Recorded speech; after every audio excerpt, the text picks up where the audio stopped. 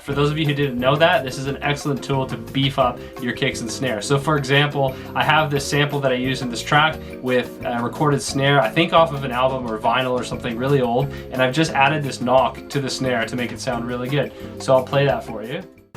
What is up, producer gang? It's Mac Marlowe here, your boy. This channel is all about helping you as a beat maker to grow and to keep you motivated to keep making beats.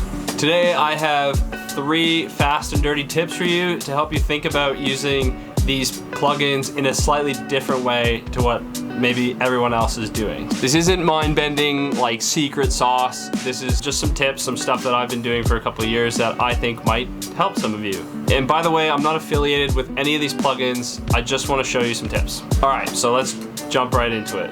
All right, so fast and dirty tip number 1, it's helped me to have a cleaner sound, and it might help you as well. First tip is to have a specific reverb that you use for example, for drums, and then have a specific reverb that you use for instruments. So that'll keep your sound kind of uniform in those areas, and it's not like a bunch of different reverbs playing off each other on different instruments and things like that. Sometimes that's the effect that you want, and that might sound good, but I just think since I started doing that, it's really cleaned up my sound. It even kind of gives you a signature sound over time. So basically, for example, like if I have this guitar riff open here, on this one I'm using Valhalla Vintage Verb. On any instrument I really like Valhalla Vintage Verb, it sounds super nice.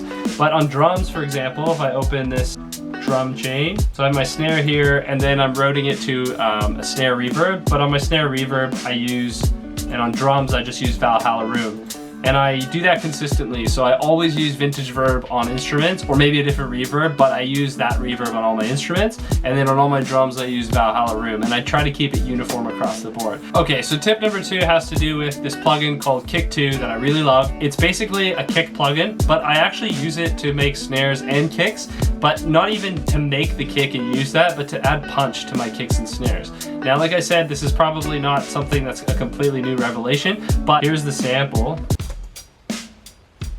And I've just added this knock from Kick 2 to help beef up that snare. That's all it is, just a knock. But when you layer it with the other sample, it gives it just a little bit of extra punch. And I mean, the plugin itself is really nice. Just look at all these parameters. You can choose exactly what pitch your knock's gonna be, how long in milliseconds. You can even cut the transient out if you want. So to really enhance your drums, I think, and move away from strictly using sample packs and kind of making your drums your own, I think this is an excellent tool to make your own drums and to just add beef to your drums. So that's a perfect segue into tip number 3, which is Volume Shaper. It's one of my favorite plugins. I use it on almost every track that I have going in my mix. I use it as a sidechainer, yes, but I also use it as a trimming tool. It makes your drums sound really sharp and clean when you use it to cut the tails off your drums, whether it's kicks or snares or hi-hats or whatever. So let me show you here what I'm talking about. So here I have this snare in the hook of this song. And I've actually used Volume Shaper as a trimming tool. They have a trimming option at the bottom. And I can cut down the length of the snare to the millisecond, really. And we all know that's super important with snares and kicks. The milliseconds is what matters to changing the sound of the drums.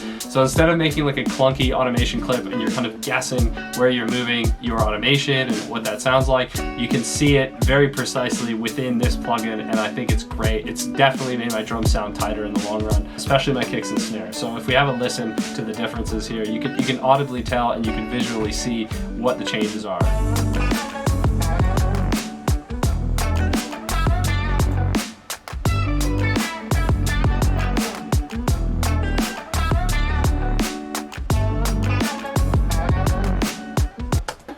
Alright guys, so those are my 3 tips for you today. I hope those help you out at some capacity. I mean, like I said, nothing too crazy, but I really hope that maybe some of you can take this and apply it in your own productions and hear the results, just cleaning up your mixes a little bit. But thanks for staying tuned, and I'll catch you guys in the next video. Mac out.